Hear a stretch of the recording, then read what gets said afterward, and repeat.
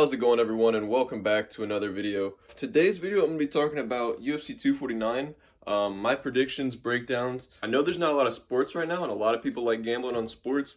So today's video, I'm going to be giving my predictions for UFC 249, who to bet on, and stuff like that. I know there's probably going to be a lot of eyes in the event because there's like nothing else going on sports-wise. So let me get everything set up, let me get on my computer, and I'll catch you guys in a sec. Alright, guys. So how I'm going to do this, I'm basically going to go through the whole entire card from the very first fight all the way up to the main event. And I'm not going to do like a breakdown for every single fight because I feel like that would take way too long.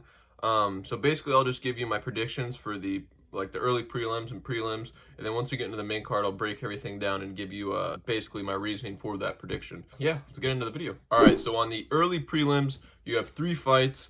You have Ryan Spann versus Sam Alvey, Bryce Mitchell versus Charles Rosa, and Vicente Luque versus Nico Price.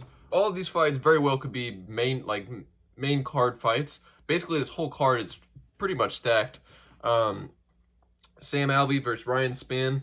I'm probably going to pick Ryan Spann on this one. He's on a 7-fight win streak, and he's got the momentum behind him. So for this first fight, I'm going to go with Ryan Spann.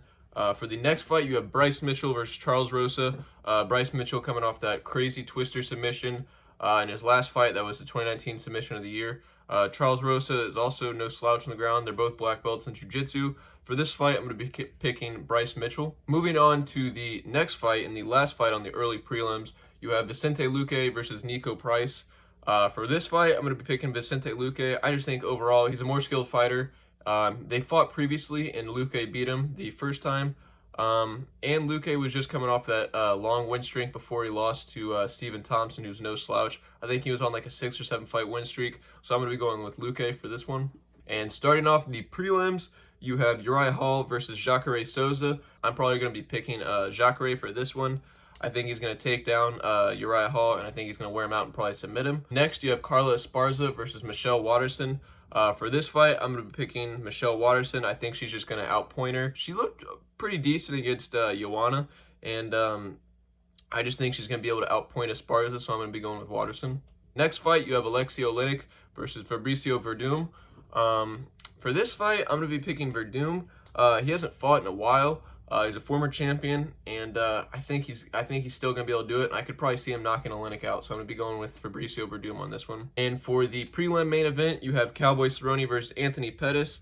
They also have fought previously. Pettis beat him in the first fight. I believe it was a body shot, a body kick or something that stopped Cerrone. Cerrone's coming off of 3 losses right now.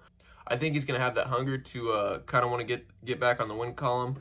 And he's been fighting a lot recently, even though he's lost the past 3. I'm going to go with Cowboy on this one. All right, to start off the main card, you have Greg Hardy versus Yorgan De Castro.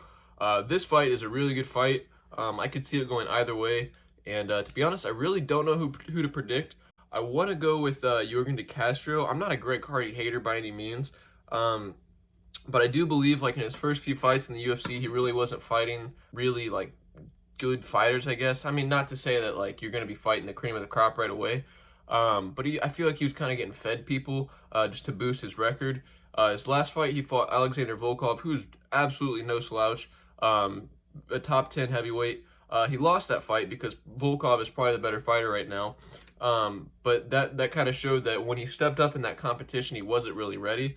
And Yorgan De Castro, I mean, he's 33 years old, but he's 6-0, so he doesn't really have a whole lot of MMA experience. He's got 5 wins by knockout, 1 decision. He's very powerful. I'm pretty sure he was on the Contender Series, and I'm pretty sure he knocked the dude out with a leg kick. He's very powerful. His UFC debut, he knocked some dude out with a short, sharp hook. I think he's very strong, very powerful. And I'm probably going to be picking Yorgan De Castro. He's got the momentum. He's 6-0. 5 knockouts, and I think he's just going to touch Hardy, and I think he's probably going to knock him out. For the next fight, you have Jeremy Stephens versus Calvin Qatar. This fight is also another very close fight. It's hard for me to pick someone on this fight. Jeremy Stephens is a very seasoned fighter. He's been fighting for a long time, has almost 50 professional fights, record of 28-17. He's been losing a lot recently. He's just on and off. He'll win a couple, lose a couple, win a couple. He's just not very consistent. He's fought a lot of good competition, though. Fought former champions, former title challengers.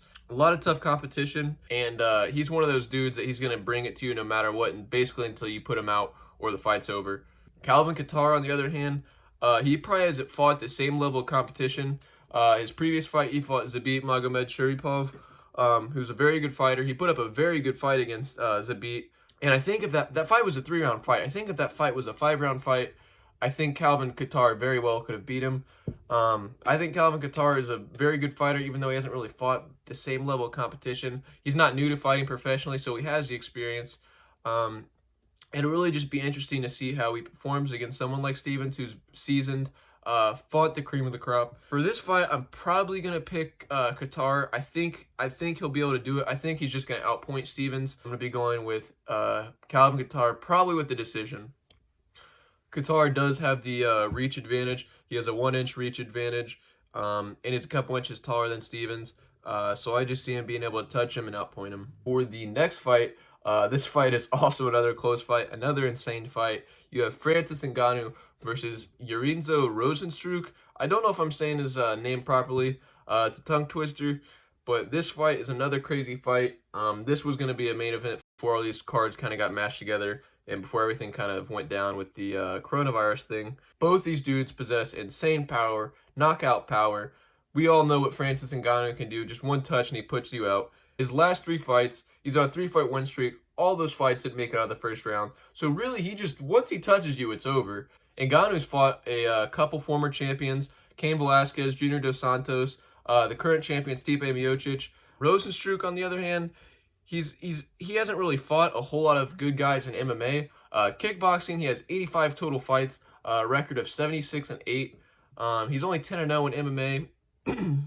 Most notably, he's fought Andrei Arlovsky and Alistair Overeem. If Rosenstruck wins, where he has the edge would be his kickboxing. Just being able to mix it up and give Ngannou a lot to think about with kicks and punches, just being able to mix it together. Ngannou's really just known for his hands and his knockout power. So if he's able to mix it up, keep Ngannou at range with kicks, even though Ngannou has the reach advantage, he has an 83-inch reach as opposed to Rosenstruck's 78-inch. I could see this fight going either way, but just because Ngannou has the sheer power advantage, the reach, 5 inches in reach, and he's fought just the better competition in MMA, a lot of former champions, I'm probably going to give him the edge on this fight, and I'm going to say Francis Ngannou by knockout. For our next fight, the co-main event, you have Henry Cejudo versus Dominic Cruz.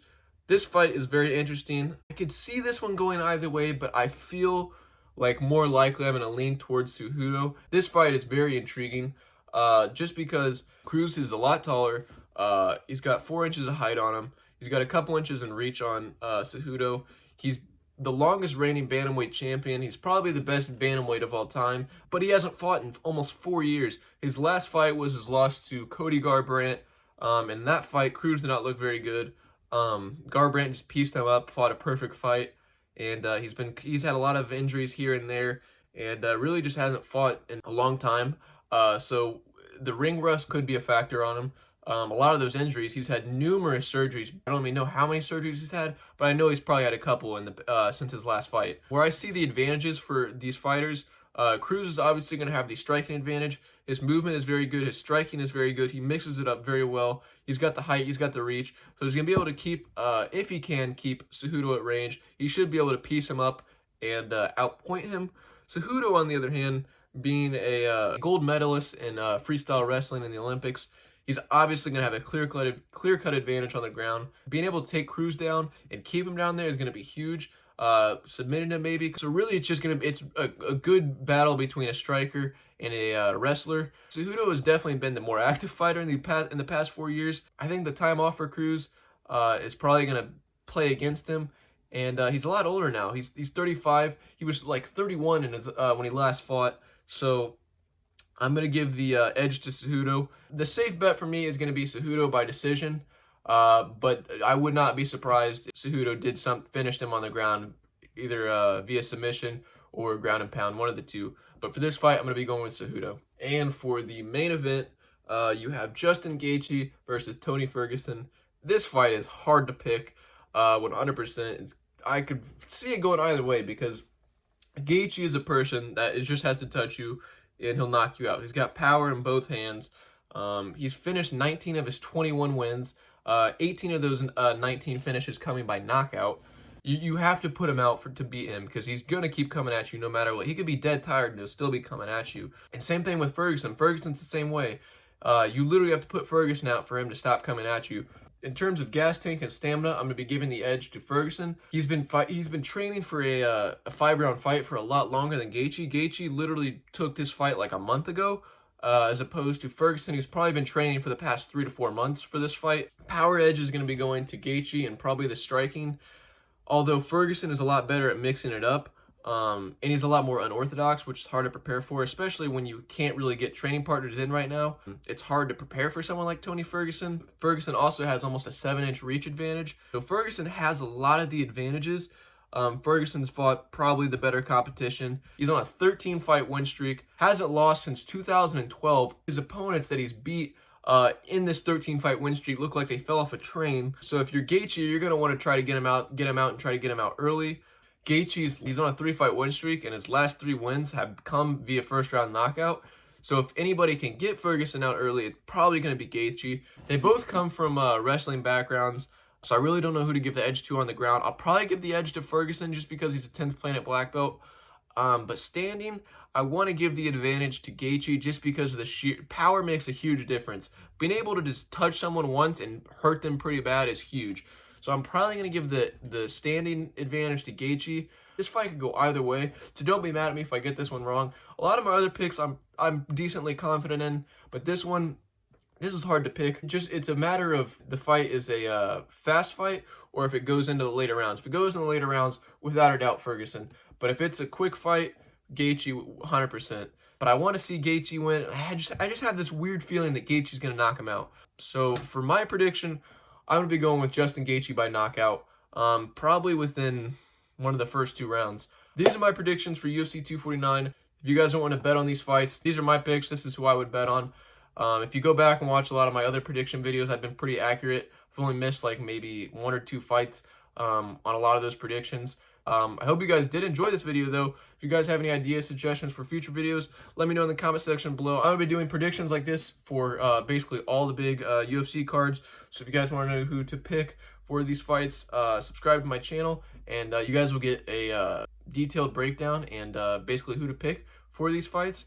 So I hope you guys did enjoy. Please be sure to like, comment, subscribe, share the video. It really helps me grow, helps me to be able to make more content, better content for you guys. Until next time, I'll catch you guys later.